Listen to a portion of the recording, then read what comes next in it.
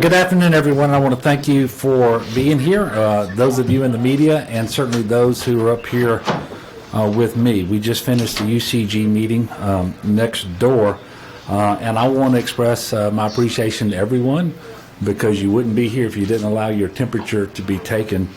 And we're certainly doing everything that we are asking the public to do as we work feverishly, pun intended, to contain the spread of COVID-19. As I just mentioned, we just completed a unified command group meeting on the state's ongoing response. You should know that as of now, the number of presumptive positive cases in Louisiana is at 67. The latest numbers came in just as we were finishing our meeting, and we're still getting information on the parishes where those cases are located. That information will be updated on the LDH website by 5:30 this afternoon. I can tell you that we have received our first two positive confirmations from the CDC of cases that we had presumed positive to begin with. But I really don't want anyone to attach a lot of significance to that, because we have practically 100% confidence that when someone is presumptively positive from a test, that they are in fact positive. We're seeing the numbers rise rapidly, which is what we anticipated would happen, and that is why we took the measures that we did yesterday and really starting several days ago. We know that we have a relatively high number of cases based on our population. The latest reports, for example, out of Texas showed that they were reporting 39 cases, and they have 6 times our population. So the biggest concern that I have is that it appears that if you look at cases per capita, we're number 3 or number 4 in the country, something in that neighborhood. And certainly our ability to deliver services, particularly medical services, will be overwhelmed with a lower number of cases than would be required to have a similar impact on services in other states. As public leaders, therefore, it's our responsibility to do the very best that we can always to protect the health and safety of our citizens. And that is why we are following CDC guidelines limiting crowd size to no more than 250 at any one time. And we are continuing to ask individuals who are older, and I'm just going to tell you what I've been told on this. Is the first age at which we start seeing more serious complications related to exposure is the age 60. And then when you get to 70, it's even more pronounced, and 80 is obvious, and above, it's even more pronounced. So if you're an older citizen, or if you're a citizen with an underlying chronic health condition, you really need to be limiting your interaction with other individuals and in crowds at this time. To be clear, however, at no time did my proclamation cancel any church services. And I very much appreciate our faith leaders who understand and are working with us in this effort. I am a person of faith. I happen to believe very much in the awesome power of prayer. I also believe in science. And the scientists at the CDC say that the measures we are taking will minimize the spread. These are mitigation precautions that are essential, because what we have to do as a state now is minimize transmission and spread that peak demand out over a longer duration. Otherwise, we run the risk of overwhelming our ability to deliver proper health care. In addition to my own proclamation, 2 very important things happened in Washington yesterday. The first is the nationwide emergency declaration signed by the President, which we very much appreciate. And the second is the Family First Response Bill, which passed the U.S. House of Representatives. We also appreciate that. We will be looking at both of those instruments to identify any and all federal aid that we can take advantage of in Louisiana, whatever opportunities, whatever flexibility, whatever funding. We're going to be doing our very best to identify those benefits and apply for them and make them available just as soon as possible. I'd also want to make you aware of relief efforts being put in place by the Baton Rouge Area Foundation here in Baton Rouge. BRAF has started a charitable fund to make grants to Louisiana nonprofits that are expected to provide relief during the coronavirus pandemic. The funds will be used for feeding and caring for older citizens who can't leave their homes during the outbreak or who are quarantined. The fund can also be used for unexpected needs which may arise while we respond to this health emergency. To make a donation, and I encourage people to do so and be generous, not only to this but to all of our relief aids, but to make a donation to BRAF's Emergency Relief Fund, please visit braf.org, braf.org, and click on the link at the top of the page. And finally, I want to impart information that I do at every opportunity. It is essential that we minimize the spread of coronavirus. Every single person in our state has a role to play. And the degree to which we are going to be successful is going to be determined by the percentage of people, the number of people are out there who comply with these precautions. So I'm asking, please wash your hands frequently and for at least 20 seconds with soap and water. Cover your cough or sneeze with your arm. Avoid touching your face. Routinely clean and disinfect frequently touched surfaces. Avoid close contact with others. Practice social distancing as best you can. And stay home if you are sick. Stay home if you are sick. And I want to make a point about this and why it's so critically important. The test results that we're getting in today for the positive cases, those individuals probably received or were transmitted to the virus 4, 5, 6 days ago. So think about that. Even if from this moment forward not a single case gets transmitted, our numbers in all likelihood are going to continue to go up as people become symptomatic from the transmissions that have already happened. And so if you are feeling ill, stay home. There is a chance that you have the coronavirus and that social contact with others, being in close proximity to others, will unnecessarily expose them to the risk of spreading a coronavirus, even if your symptoms are relatively mild. Every citizen has a role to play, and I'm asking you to do that. You know, Louisianans have always been at our very best when there are challenges out there. This is one of those challenges. It is time to be good neighbors.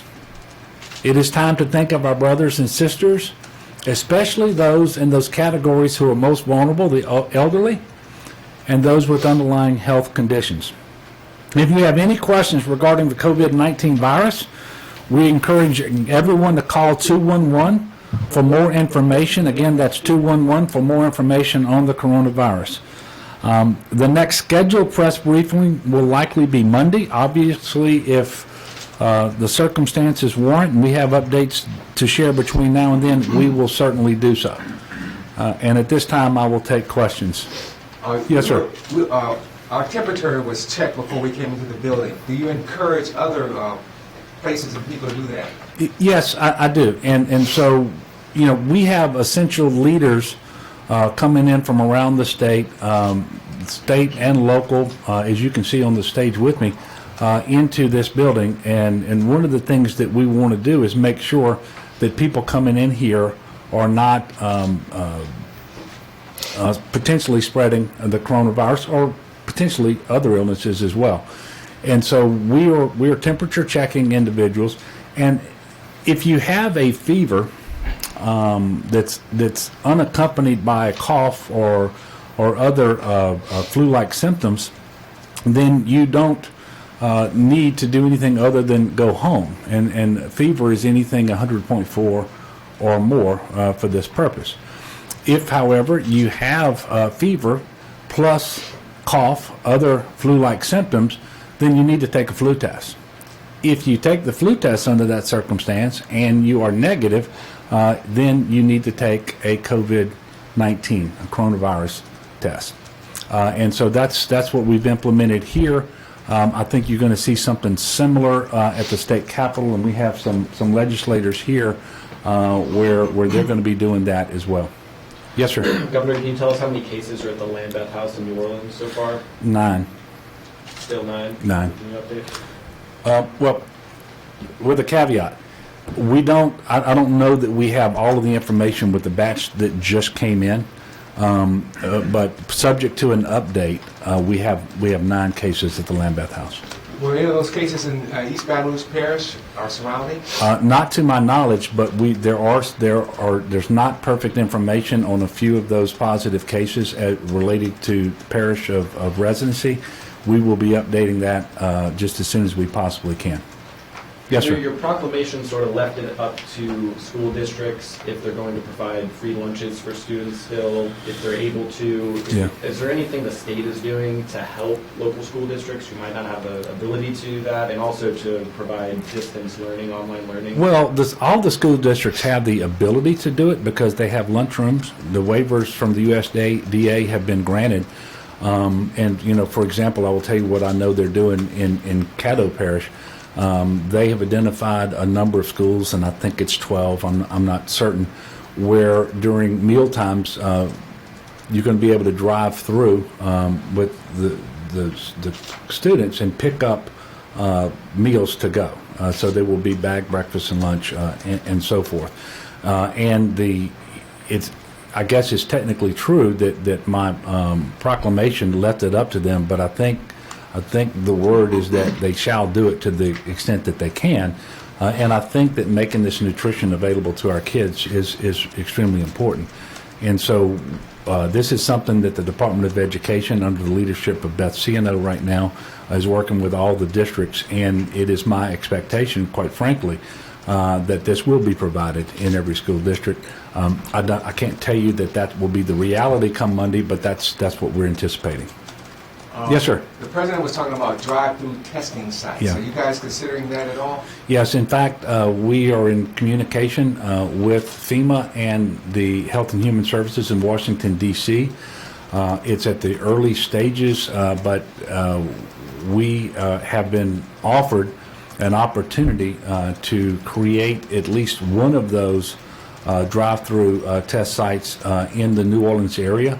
I don't have any information right now as to exactly what that's going to look like when it will be set up, but we are working with them. We're certainly not going to turn down an opportunity like that. As soon as we have more information, we will put that out and make it public. Are you talking about test kits? Do we have enough? There's more coming in? Or? Well, I'm going to let Dr. Bu, who is here, he is in charge of our testing. He's got that information available right now, and I will tell you that for the persons under investigation that we are testing, the testing capacity that we have is sufficient, and we also have commercial testing that is coming online. We are conducting testing at the public lab, the state public lab here in Baton Rouge 3 times a day, and we're providing the courier services to move samples in order to keep up with that pace of testing. And we're going to see over time more commercial testing come online. We know, for example, that we have healthcare providers that are using LabCorp and other private labs in order to test for the coronavirus as well. And we're going to make sure that as the information comes in from those private testing companies, that it is merged with what we're doing here as a state, so that when we give you information and when you go to the website of LDH, it's going to have all of that in the running totals. So that's what we're working on now, but I'll ask Dr. Bu to come up and respond specifically to your question. Thank you, Governor. I agree with everything the Governor just said, and I think the point to emphasize is to meet the capacity that we want to at the state level to get those tests to everybody who has symptoms and is flu negative. As the Governor said earlier, we really do need to partner with the commercial sector. You heard that yesterday from the president as well. And so we're looking to see those capacities increase. Currently, we are in a good position at the state lab. We'll note that, it's not just the test kits. There's all sorts of things that go into testing, including the ways that we take samples. And then we're trying to look upstream at all of those things, making sure that there's a path. But we also understand the entire nation is doing that as well. So we're going to be keeping an eye on that. Could you tell us how many total people were tested? So I believe currently we are at 178 persons under investigation. And again, the best source of that data, in case I'm wrong in what I just told you, is going to be on our LDH website, and that's updated regularly. Now, there is some surveillance testing as well, and I don't know that your numbers include any private labs, or do they? No, it's worth noting our numbers are going to be reporting what's in our state lab, but as the governor noted, we did amend the sanitary code a week ago such that all labs that are performed for COVID-19 in the state are reportable to us. So far, we know of 7 of those tests. Governor, there's some overflow isolation areas being set up at state parks. Can you talk about why those are needed right now? Who's going to staff them? How we decide who goes to these places? Well, we need to make sure we have the capacity to take care of individuals who may test positive for coronavirus, but they're not so sick that they need to be hospitalized, but they may be homeless. And so we're just identifying areas where we could put these individuals so that their needs can be met in the safest possible manner.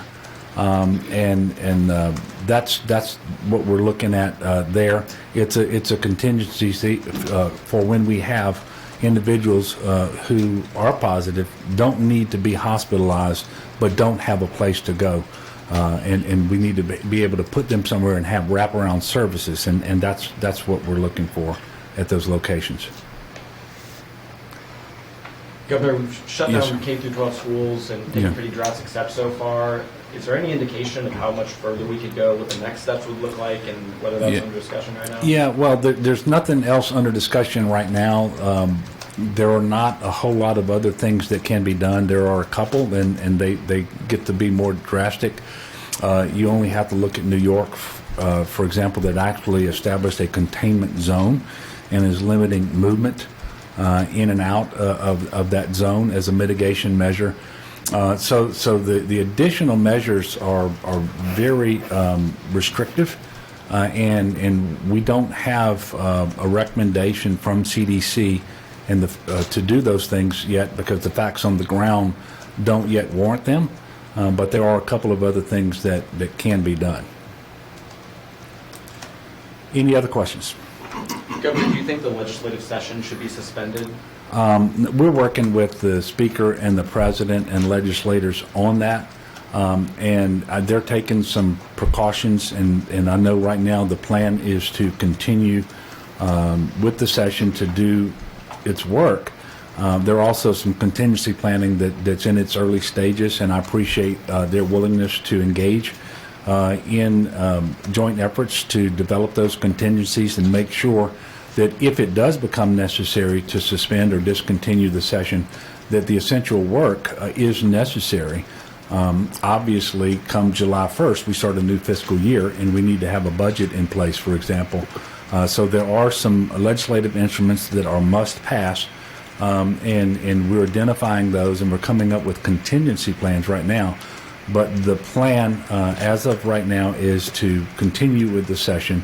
And if the situation warrants that approach be modified, then we will let you know at that time. And again, obviously, we're working with the Speaker and with the President on that.